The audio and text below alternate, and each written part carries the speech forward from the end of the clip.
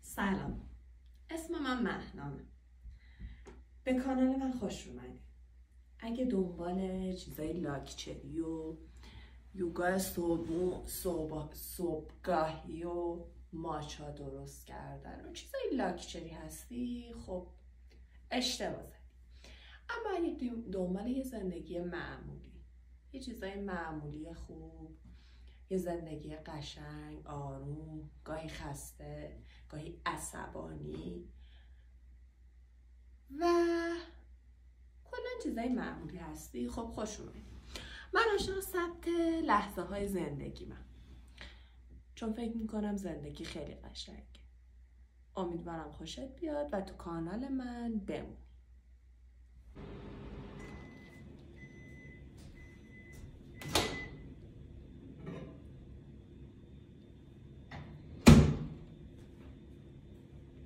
من 1.5 سال که چای نخوردم. فیوریتم قهوه است. حالا فکر نکنین اینم از لاکچری بازیه ها. نمیدونم چرا از چایی ها رم هم میخوره. هر روز صبح یه خرابکاری دارم یا یه اعصاب خوردی. امیدوارم بتونین تحمل کنین. ببینین اینم که باز نمیشه. من قهوه‌مو با عسل شیرین میکنم. پیشنهاد بدی نیست، میتونین انجامش بدین. خلاصه که همیشه به این فکر نکنین که زندگی های معمولی خودتون خوب نیست. همه‌شون خوبه. خیالتون راحت باشه. نکته مثبت کانال من آشپزی کردن خودمه. یعنی من هر روز خودم تو خونه آشپزی میکنم. البته دستور آشپزیمو خیلی پیشنهاد نمیکنم، چون من غذای 3 سوته خیلی درست میکنم.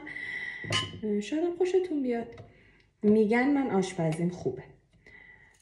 امیدوارم که بتونم حداقل این قسمت مثبت رو داشته باشم. ببینید چقدر تون پوست میکنم.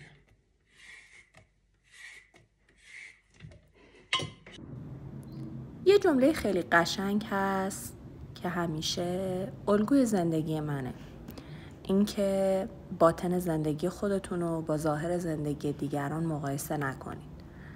این بهترین جمله‌ای بود که من میتونستم تو زندگیم استفاده کنم و از لحظه زندگیم لذت ببرم. امیدوارم شما هم با دیدن ویدیوهای من به این نتیجه برسید. دوستتون دارم.